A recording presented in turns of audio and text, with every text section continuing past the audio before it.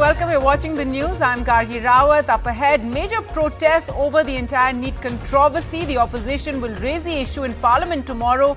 Also a row over the Sengol in Parliament. Why not replace it with the Constitution, says a Samajwadi Party MP. All that and more coming ahead. Let's take a look at the headlines at this hour. The opposition India bloc plans to bring adjournment motions on the NEET row in both houses of Parliament tomorrow. The Education Minister may respond as NSUI protesters storm the office of the National Testing Agency. The CBI also made its first arrests in the paper leak case in Bihar. In her address to the joint houses of Parliament, President Draupadi Murmu too spoke on emergency, calling it the biggest attack on the Constitution. This as the Congress has written to the Speaker over his mention of emergency in his remarks yesterday in the Lok Sabha. A row erupts over the Sengol in Parliament. Remove the Sengol, a Samajwadi Party MP demands, says it symbolizes royal diktat, while the minister retorts saying it's the pride of every Tamilian.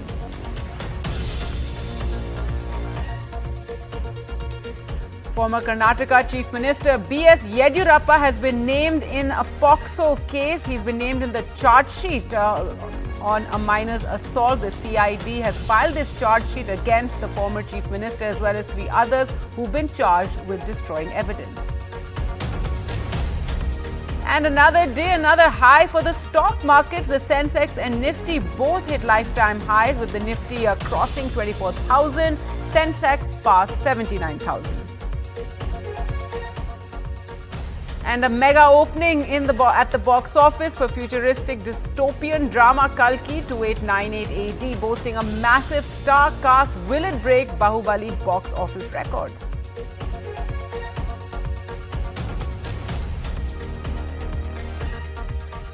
Our top story now, in the opposition India bloc plan to bring an adjournment motions on the NEET row in both houses of Parliament tomorrow. The decision was taken at a meeting of alliance parties at the residence of Congress Chief Mallikarjun Kharge. Now, according to sources, the government is ready to answer every question from the opposition on this entire controversy. Let's go across to Akhilesh for more. And Akhilesh, the Education Minister Dharmendra Pradhan may intervene when the issue is brought up. That's correct. In fact, the government says that it has nothing to hide as far as the NEET issue is concerned. They are saying that they have taken the necessary steps. First, the DG was sacked. All the cases pertaining to the NEET leakage, they were handed over to the CBI. And apart from that, a high-level committee under the chairmanship of former ISRO chief, Mr. Radhakrishnan, was appointed, and the committee already had a meeting, and within a fortnight they are going to consult all the students and their parents, and then they will come up with a mechanism to have robust and transparent examination system. So all the necessary steps have been taken, and the CBI is already on its work. We have seen that how across the country, various places, the CBI is conducting raids. Many people have been arrested, and the government says it has nothing to hide, so it is ready to answer all the questions which are being raised by the opposition parties. But we have seen, Gargi, in the past 2 days how the opposition has been very aggressive on this particular issue. Even today, when the President was giving her speech, that point of time when she was talking about the students' welfare and their future, some opposition MPs actually raised the issue of NEET, and she had to intervene and said that you have to listen to her first. So this shows very clearly that opposition is very aggressive on this issue, and they want to pin down the government. And the government but also says that if the need arises, then Mr. Dharmendra Pradhan, the Education Minister, can intervene during the discussion on motion of thanks to the President's speech.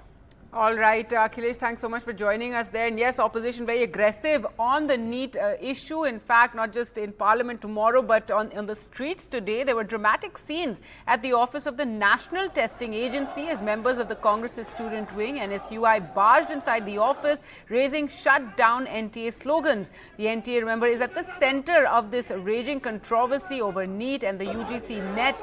Earlier, Congress youth wing had also protested at Jantar Mantar. And as Akhilesh mentioned there, the probe is also continuing, and the CBI made its first arrest in the NEET UG paper leak case in Bihar, detaining two individuals from Patna identified as Manish Kumar and Ashutosh. Now, according to CBI sources, Manish Kumar facilitated the transportation of students and is suspected of providing the use of an empty school where at least 24 students were given the leaked paper and memorized it, while Ashutosh provided lodging for the students at his residence. The two men had been called by the agency for questioning on Thursday, and they were arrested after that. Now, President Draupadi Murmu, in her address to a joint sitting of Parliament today, did speak on the NEET controversy for the first time, saying that those accused will get the strictest punishment. She also spoke about the emergency as the biggest attack on the Constitution. This as there's a raging row between the government and opposition over the emergency and protecting the Constitution. The Congress today has written to the Speaker Om Birla over his mentioning of the emergency during his first address after being re-elected in Parliament yesterday.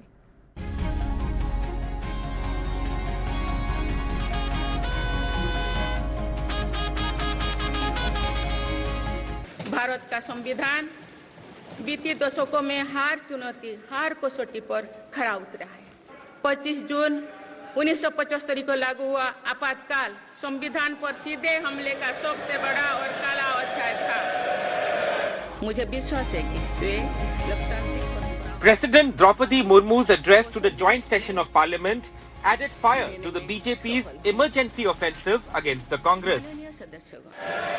तो पूरे देश में हाहाकार much गया था, लेकिन ऐसी असंवैधानिक ताकतों पर देश ने विजय प्राप्त करके दिखाया, क्योंकि भारत के मूल में गणतंत्र की परंपराएं रही है।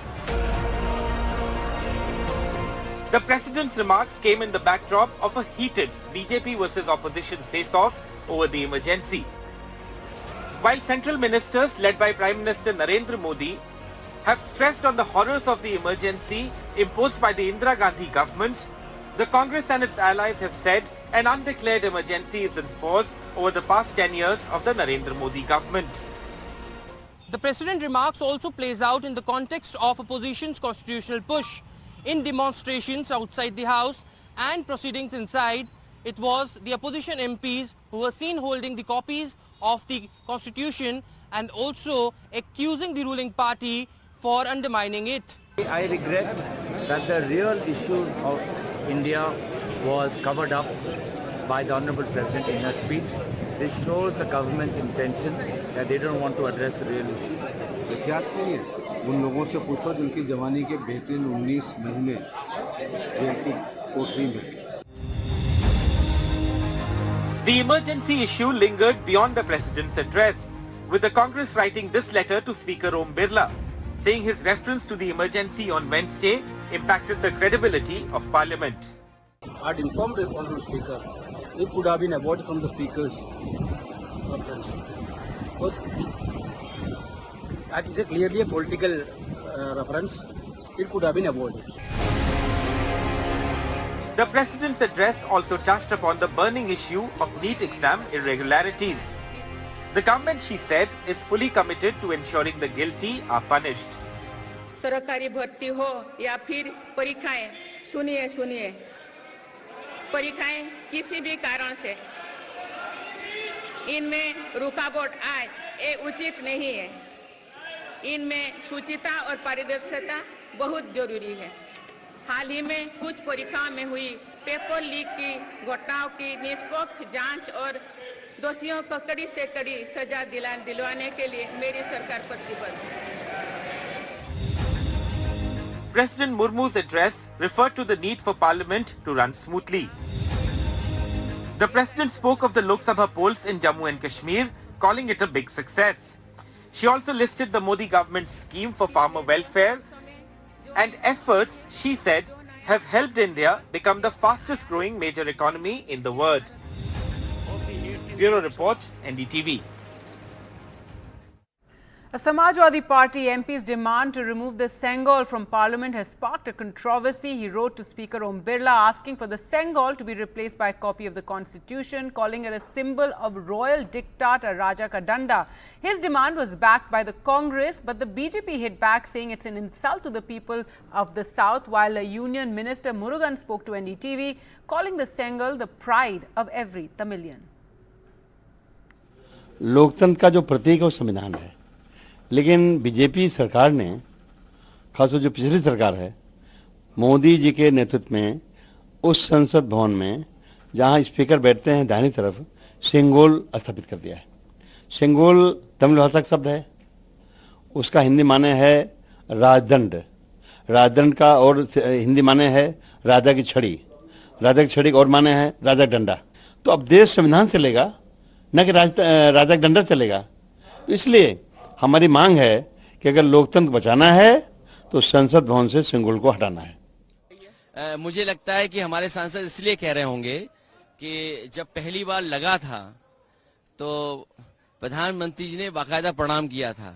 इस बार शपथ लेते समय शायद वो भूल गए, उसी को याद दिलाने के लिए लगता है मेरे पार्टी के सांसद ने कुछ इस तरह का पत्र लिखा है। तो आपकी क्या राय है? नहीं, देखिए जो राय उस समय मेरी थी मैंने ट्वीट किया था। आप मेरी राय आर्काइव से निकाल करके सब चैनलों पे चलाइए। तो अब अभी जो है रहना चाहिए, अभी रहना चाहिए। मैंने क्या कहा जब प्रधानमंत्री जी ही प्रणाम करना भूल गए तो इसका मतलब उनकी भी इच्छा कुछ और होगी। We have been very clear that the Sengol is an identification of a king, and this kind of kingdom is all over long ago, and we are in a people's democracy, and we should celebrate the people's democracy, and we should celebrate the constitution. So the BJP is saying that it's an insult for Tamil Nadu. BJP is insulting Tamil Nadu every day by not giving Tamils their due right, Tamils their due share in power, due share in the revenue. That is the insult of Tamil Nadu. First of all, I condemn this Samajwadi Party and the Samajwadi Party leaders and India Alliance partners. So they don't know about the Tamil culture. They don't know about the Tamil tradition. They don't know about the Tamil values. So it is pride of Tamilian. Right. It is pride of Tamil people. So like it's in each and every Tamil's pride this is. So the SP, Samajwadi Party or India Alliance people, they are against the Tamil tradition. They are against the Tamil culture. They are against the Tamil value. I strongly condemn this instance. Fresh trouble for former Karnataka Chief Minister B.S. Yediyurappa. The state police's CID filed a charge sheet naming him and 3 others in a case filed under the Protection of Children from Sexual Offences Act, that's POCSO. The BJP leader is accused of touching a 17-year-old girl inappropriately when she and her mother went to meet him at his house earlier in the year to seek his help. The survivor's mother had filed a case under POCSO in March. Well, this definitely gains a lot of significance as far as BJP veteran B.S. Yediyurappa is concerned, because we are talking of a case that surfaced in February where a mother had accused Yediyurappa of allegedly sexually assaulting her minor daughter. Later the mother passed away, but then the brother took over the matter and tried to pursue this particular case, which was then handed over to the CID. What is also significant is that Yediyurappa has already been granted anticipatory bail by the Karnataka High Court, and now as per the procedure the CID has filed the charge sheet. Some of the interesting details that emerge from the charge sheet, according to sources, is the fact that it is not just Yediyurappa who's been named in the charge sheet, but there are 3 others as well who seem to have been allegedly involved in destroying evidence based on the instruction given by Mr. Yediyurappa there. Now, most of the other details would emerge only later, but then all eyes are on how this legal procedure as well as the investigative details will drive Mr. Yediyurappa in terms of what kind of a setback or more trouble that it would bring to Mr. Yediyurappa there. All eyes are also on reactions that we could pick up from the Yediyurappa's camp. As of now, most of them absolutely being tight-lipped at this moment here, because all of them are really looking at the prospects of the election and going forward, especially with Mr. Vijayendra taking forward with the BJP's mantle here in Karnataka. Most of them are keeping quiet on this matter, but then all eyes are on the impact that the legal procedure and the investigation would have on a veteran like Mr. Yediyurappa here in Karnataka. Back to you. So huge setback there for the former Chief Minister. Now news from Tamil Nadu. And AIADMK legislators led by Party General Secretary Edappadi K. Palaniswamy today undertook a day-long hunger strike demanding a CBI probe into the Kallakurichi hooch tragedy. The MLAs also protested against denial of permission by the Speaker to raise the issue in the Assembly. Remember, over 60 people have died in this tragedy. Legislators were suspended from the House on Wednesday after they continued to create a ruckus demanding the issue be taken up. As the monsoon intensifies in Bengaluru, dengue cases have risen significantly in the last 2 months, recording a 400% jump. The city has seen 1,036 cases in June alone, and this has set the alarm bells ringing.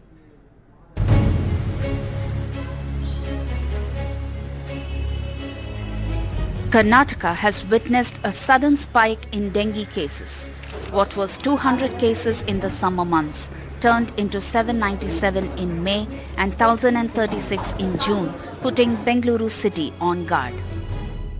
20-year-old Debarjo Basubal is one among those affected by dengue. A sudden fever brought his platelets down drastically, and he is now on his road to recovery. It was worse. My parents had to come down, and I live in a PG here, and I thought it's a very clean PG, which it moderately is, but then the water that accumulates, you never know how dirty the water is, how dirty your surrounding actually is, what leads to the rise of these kind of mosquitoes, and you never even know what kind of mosquitoes lead to dengue. So I think I needed to be a little bit more clean, and I needed to be a little bit more careful. Addressing the sudden surge in cases, CM Siddaramaiah called for a meeting with officials of the Civic Department and Health. Chief Civic Commissioner, who was also affected by dengue last week, said that the municipal corporation will be holding a survey across 14 lakh houses to destroy dengue breeding areas. Because of intermittent rain and conducive temperature of 26 to 30 degrees, the breeding and the mosquitoes numbers have gone high. So we have to now pull in our all resources and intensify our survey work. Survey work is very important. From January to May, dengue cases in Bengaluru jumped by 59% as compared to 2023. Karnataka has recorded 5,374 cases, 5 deaths till date this year. Bengaluru has witnessed 2,447 cases till date this year. More cases reported from Bengaluru, Chikmagaluru, Mysuru, Haveri, Shivamogga, Chitradurga and Dakshin Kannada districts. More than 40% of 50 patients walking into hospitals with fever are reportedly testing positive for dengue, say doctors. First things is that the rains are going to be around, so we cannot prevent that. So what can we do for that? Make sure that the area where you stay is maintained with good hygiene. There is no treatment for dengue. It's a virus and it's only symptomatic. So when I say symptomatic, if a patient is having fever, you treat for fever. If a patient is having body pain, you treat for body pains. While the government must initiate efforts in destroying mosquito breeding areas and boosting treatment measures, the onus is also on you and me to ensure our surroundings are clean and to keep dengue at bay. With camera person Govind, Pratibha Raman in Bengaluru for NDTV. All right, let's now get you a check on the monsoon until where it has advanced. And Delhi, in fact, has got pre-monsoon showers, rain-lashed parts of Delhi, Mumbai and Odisha as the southwest monsoon is advancing. The IMD has said the monsoon will arrive in the capital by the weekend and there will be heavy rain starting tomorrow. Rainfall is varying across the country and heavy rain is expected in the west and northeast India. In fact, in Kerala, schools and colleges will be shut tomorrow as there is orange and yellow alerts for multiple districts of Kerala. We expect that within the next 2 to 3 days, monsoon will advance further into more parts of Bengal, Jharkhand, Bihar, Uttar Pradesh, Haryana, as well as Rajasthan. 29th onwards, 29th and 30th, we are expecting heavy rainfall over Delhi. Of course, we will be updating it daily. Heat waves have abated from the entire country. We are not seeing currently any record of heat wave throughout the country. And a look at the stock markets, and a new day and a new high. The Nifty and Sensex hit fresh lifetime highs today. The Sensex crossed 79,000 while the Nifty crossed 24,000. Sakshi Bajaj with the details. Another day, another high for India stock markets. We've seen both the benchmark indices hit a fresh high, with the Nifty crossing the 24,000 level and the Sensex surpassing 79,000 for the first time ever. Financials and IT have been outperforming as sectors. We've seen the Nifty Bank really also hit and cross that 53,000 level altogether. So a record high there. Experts believe strong economic fundamentals and a continuation of the policy framework, as well as reform agendas on the horizon, are boosting investor sentiment altogether. They also feel that going forward in the medium to long term, a normal monsoon will help the FMCG sector and the rural economy. And finally, some entertainment news. Huge expectations from Kalki 2898 AD that hit screens today. It's billed as India's most expensive film at 600 crore, and with a galaxy of stars like Prabhas, Amitabh Bachchan, Deepika Padukone, Kamal Haasan. Experts are asking if it'll create a sensation and bring in the moolah like Bahubali, RRR and Pushpa. मैं आज तक एक fight नहीं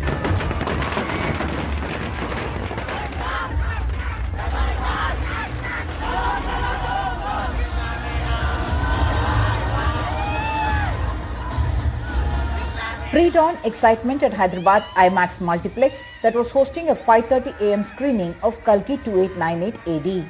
The world building was just top notch, the dialogues, the comedic. I mean, Prabhas is back. It's the most electrifying movie coming from an Indian filmmaker. Nag Ashwin has done every Indian proud, especially Telugus. I think the highlight of the film is it's 180 minutes of unbridled, electrifying entertainment.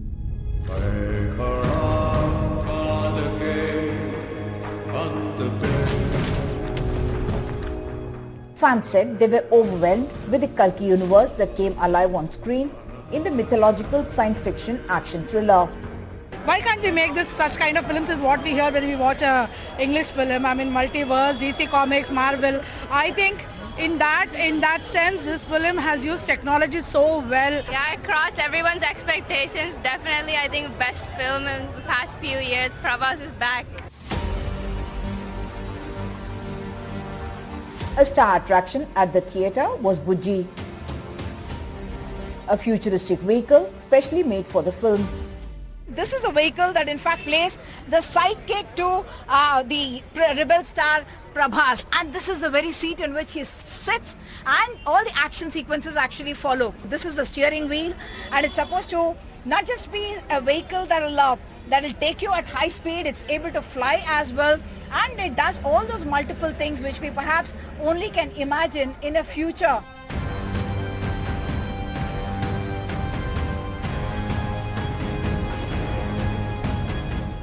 Nag Ashwin's 600 crore film that stars Amitabh Bachchan, Prabhas, Deepika Padukone and Kamal Haasan already had huge advance bookings.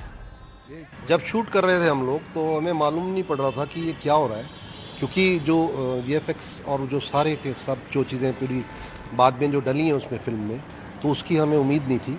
हम सिर्फ green पे shoot करते हैं, उस वक्त इतना नहीं लग रहा था. अब जब देखा स्क्रीन पे अपने आप को तो माइंड ब्लोइंग.